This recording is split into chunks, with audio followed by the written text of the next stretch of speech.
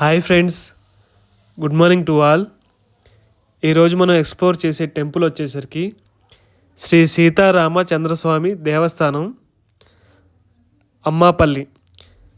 Location వచ్చేసరికి Shamshabad side ఇది.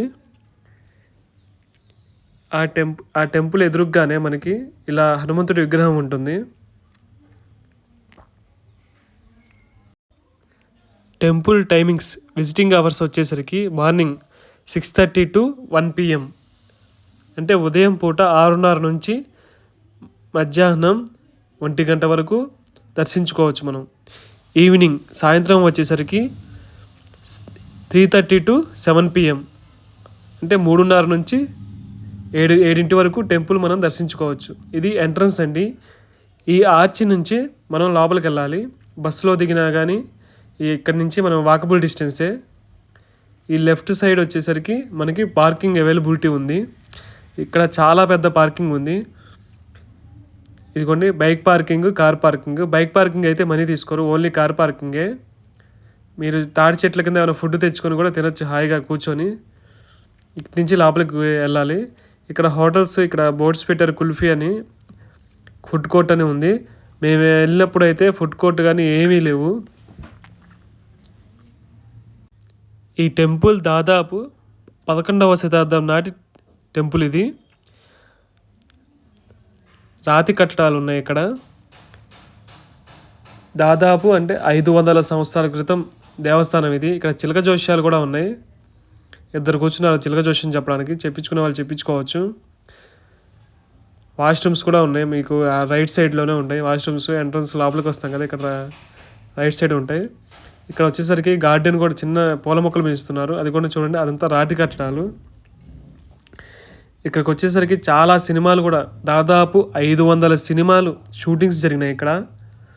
లాహిర్ లాహిర్ లాహిర్లో, Sankranti, Annamayya, rebel. ఇక్కడ చూడండి, ఇక్కడ వచ్చేసరికి మీకు వాటర్ బాటిల్స్, కూల్ డ్రింక్స్, కొబ్బరికాయలు, పూలు అన్నీ దొరుకుతాయి.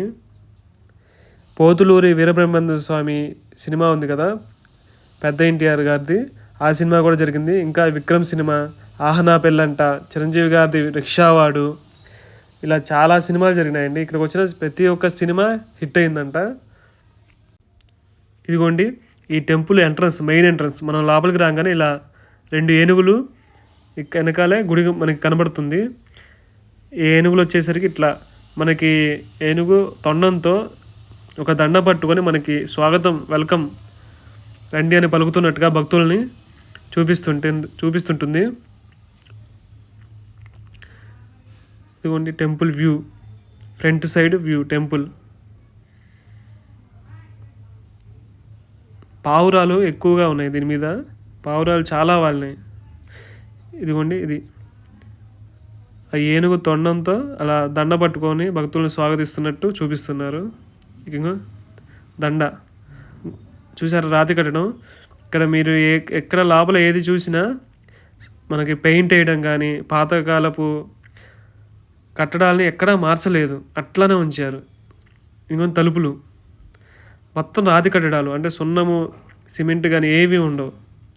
ఆ రాళ్ళని చెక్కి, రాళ్ళు ఉంటాయి కదా, అవి చెక్కి అట్లానే ఉంచారు. మొత్తం సెట్టింగ్ ఎక్కడ ఏది మార్చలే. 500 సంవత్సరాల నుంచి అట్లానే ఉంచారు టెంపుల్ వచ్చేసరికి. ఇక్కడ బుక్స్ కూడా అమ్ముతున్నారు, కొనుక్కునే వాళ్ళు కొనుక్కోవచ్చు. ఇది టెంపుల్ లోపల నుంచి. ఇది గోపురం. మీకు ఫుడ్ ఇక్కడ పులిహార ప్యాకెట్లు, లడ్డూ ప్యాకెట్లు దొరుకుతాయి. 20 రూపాయలు పులిహార, లడ్డూ ప్యాకెట్ వచ్చేసరికి కూడా 20 రూపాయలు. మనకి లోపల సీతారాముల విగ్రహాలు ఉంటాయి కదా, అవి వచ్చేసరికి అక్కడ హనుమంతుడు ఉండడు. అందుకనే దీన్ని హనుమంతుడు ఉండడు కాబట్టి దీన్ని కోదండరామాలయం అని కూడా అంటారు, కోదండరాముడు అని కూడా అంటారు. ఎందుకంటే ఇది దండకారణ్యంలో ఉంది. సో రాముడు వనవాసం చేసినప్పుడు దండకారణ్యంలోకి వచ్చాడు కాబట్టి కోదండ రామాలయం అని కూడా అంటారు, కోదండ రాముడు అని కూడా అంటారు. ఇది ధ్వజస్తంభం, ద్వీపస్తంభం ఇలా సపరేట్గా ఉన్నాయి కదా. ఇప్పుడు వచ్చేసరికి అన్ని గుళ్ళల్లో ధ్వజస్తంభం, ద్వీపస్తంభం కలిపి కట్టేస్తున్నారు. మామూలుగా అయితే పాతకాలంలో ధ్వజస్తంభం విడిగా, దీపస్తంభం విడిగా కడతారు. ఇంకొని ఇది వచ్చేసరికి కోనేరు. ఇలాంటి టెంపుల్స్ మామూలుగా ఎక్కడ పడితే అక్కడ కట్టరు. ఎందుకంటే దీని యొక్క విశిష్టత ఏంటంటే రాముడు అరణ్యవాసం చేశారు కదా, రాముల వారు అరణ్యవాసం చేసినప్పుడు ఇక్కడికి వచ్చి విశ్రాంతి తీసుకున్నారు. అందువల్ల ఇక్కడ ఈ టెంపుల్ కట్టడం జరిగింది. ఇవి ఇండియాలో చాలా తక్కువగా ఉంటాయి. ఎక్కడ పడితే అక్కడ మామూలుగా టెంపుల్స్, రాముల వారి టెంపుల్స్ ఎక్కడ పడితే అక్కడ కడతారు. కాకపోతే ఇలాంటి టెంపుల్స్ అంటే విశ్రాంతి తీసుకున్న టెంపుల్స్ అయితే చాలా తక్కువగా ఉంటాయి, అక్కడే కడతారు కొన్ని టెంపుల్స్. ఇది సీతారామచంద్ర స్వామి వారి కళ్యాణ మండపం, ఇక్కడే కళ్యాణం కూడా చేస్తారు. లోపల విగ్రహాలు వచ్చేసరికి మీకు హనుమంతుల వారు కనబడరు. ఇంకోటి ఇది టెంపుల్ని దర్శించుకుంటే విష్ణువు యొక్క 10 అవతారాలు ఉన్నాయి కదా, ఆ 10 గుళ్ళు ఇండియాలో చాలా తక్కువగా ఉంటాయి, ఒక 10-12 ఉండొచ్చు. ఆ 10 అవతారాలను మీరు దర్శించుకున్న, ఈ ఒక్క టెంపుల్ని దర్శించుకున్న సమానం అని అంటున్నారు ఇక్కడ పూజారి గారిని అడిగితే. ఎందుకంటే ఇక్కడ ఉన్న మకర తోరణం విగ్రహం ఉంటుంది కదా, దానికి అంత శక్తి ఉందంట. ఆ 10 అవతారాలు మీరు దర్శించుకున్న, ఈ ఒక్క టెంపుల్ని దర్శించుకున్న సమానం అని చెప్తున్నారు. అందుకని right side no entry board కనబడుతుంది కదా, అక్కడే మనకి భోజనాలు కూడా పెడతారు. ఆదివారం భోజనాలు అండి, ఇక్కడ అన్నదానం జరుగుతుంది. ఇంకో విశేషం ఏంటంటే ఇక్కడ ఉన్న గాలి గోపురం చూసే చార్మినార్ కట్టారంట, ఇక్కడ ఉన్నవారు చెప్తున్నారు.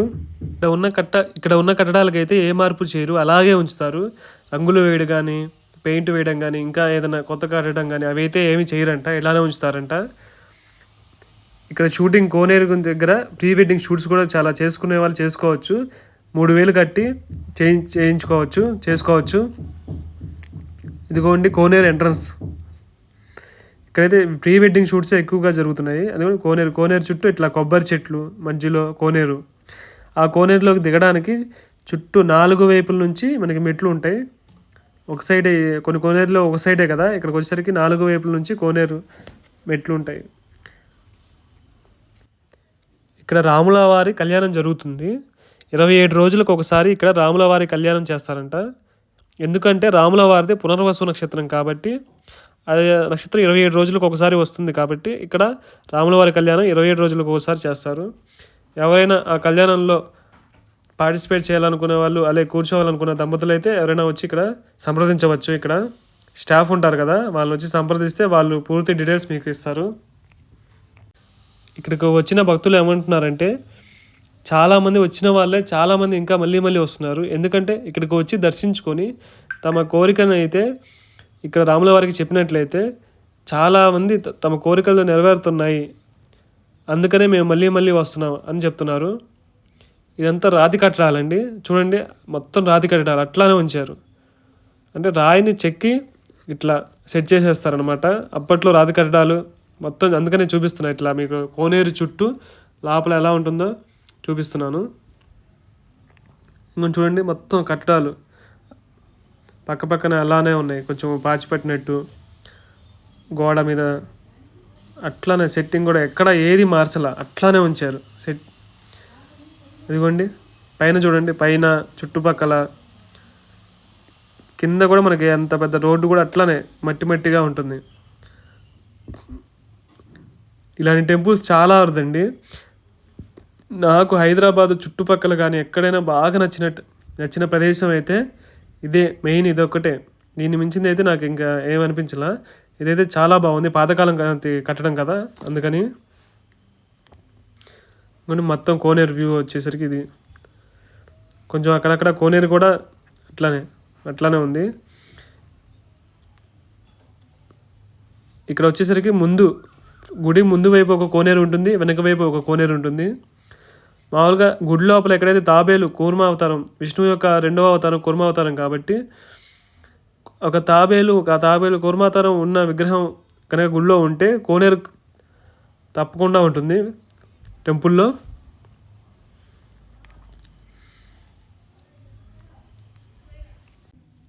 ఇక్కడ పూజారి వారు ఏమంటున్నారంటే, మనం వెళ్ళి కోరుకుంటే, రాముడి దగ్గరికి వెళ్ళి కోరుకుంటే రాముడు హనుమంతుడికి చెప్పి మన కోరికను నెరవేరుస్తారంట. అందుకని మనం రాముల వారి దగ్గరికి వెళ్ళి కోరుకోవాలి. మళ్ళీ రాముల వారికి హనుమంతుడికి మధ్యలో ఉంటాయి ఆ ప్లేస్ను, అక్కడ నించోకూడదంట. రాముల వారి దగ్గరికి వెళ్ళి మనం కోరుకుంటే ఆ రాముడు హనుమంతుడి వారికి చెప్పి మన కోరికను నెరవేరుస్తారంట.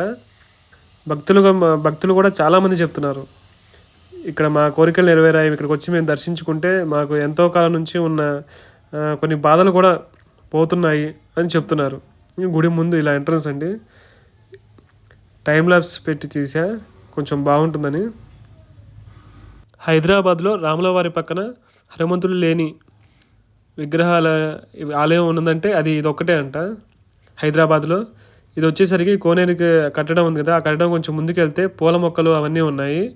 ఇక్కడ షూటింగ్ స్పాట్ ఏర్పాటు చేశారు, ఇది ఒక షూటింగ్ స్పాట్. మళ్ళీ 100 రూపాయలు ఇస్తే ఇక్కడ ఊయల ఎడ్ల బండి ఉంది, చూశారు కదా, అదిగోండి ఎడ్ల బండి. ఇక్కడ ఒక ఊయల ఉంది, 100 రూపాయలు ఇస్తే ఇక్కడ షూటింగ్ చేసుకోవచ్చు అంట. పూల మొక్కలు ఇవన్నీ పెట్టారు. ఇంకో పే అండ్ షూట్.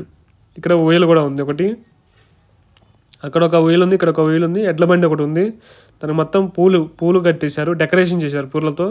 ఇంకొంచెం ముందుకు వస్తే ఇక్కడ పొద్దుతిరుగుడు పూలు, సన్ఫ్లవర్స్, మన సన్ఫ్లవర్ ఆయిల్ ఉంది కదా, ఈ సన్ఫ్లవర్ ఆయిల్, పొద్దుతిరుగుడు పూనే వీటిని రిఫైండ్ చేసి మనకి ఆయిల్ వస్తుంది కదా, వీటిని రిఫైండ్ చేసేది. అదిగోండి, కొంచెం ముందు వైపు వస్తే మొత్తం పొలాలే, చాలా బాగుంది వ్యూ. మీరు దర్శించుకున్న తర్వాత ఆ కోనేరు ఇవన్నీ అయిపోయి షూట్స్ అయిపోయిన తర్వాత ఇంకొంచెం ముందుకు వస్తే ఇక్కడ కూడా షూట్ చేసుకోవచ్చు. చాలా ప్రశాంతంగా కూల్గా ఉంది వాతావరణం.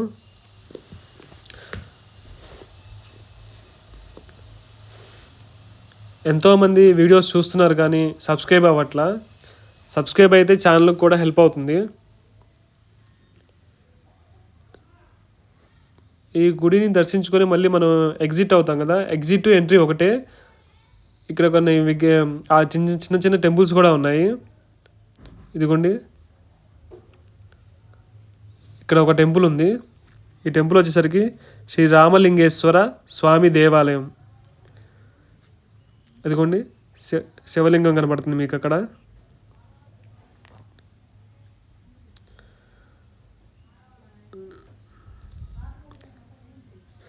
అదిగోండి శివలింగం. ఇక్కడ కొంచెం ముందుకు వస్తే కుటీరాలు, అయోధ్య అనే కుటీరం, మిథిల అనే కుటీరం ఉంటుంది. ఇది మిథిల.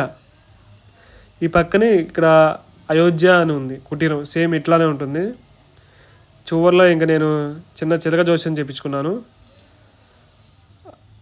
ఆయన నరదృష్టి అవి ఇవి ఎక్కువగా ఉన్నాయి, ఏ పని అనుకున్నా జరగదు అని చెప్పారు. 50 రూపీస్ తీసుకున్నారు. ఇంకా ఏమైనా కావాలి, అదొకటే నాకు చెప్పింది. ఇంకా ఏమన్నా కావాలంటే గవ్వలేసి పుస్తకం తీయాలని చెప్పాడు. ఇంకా మీరు గవ్వలేయాలంటే నా దగ్గర గవ్వలేవని చెప్పాను.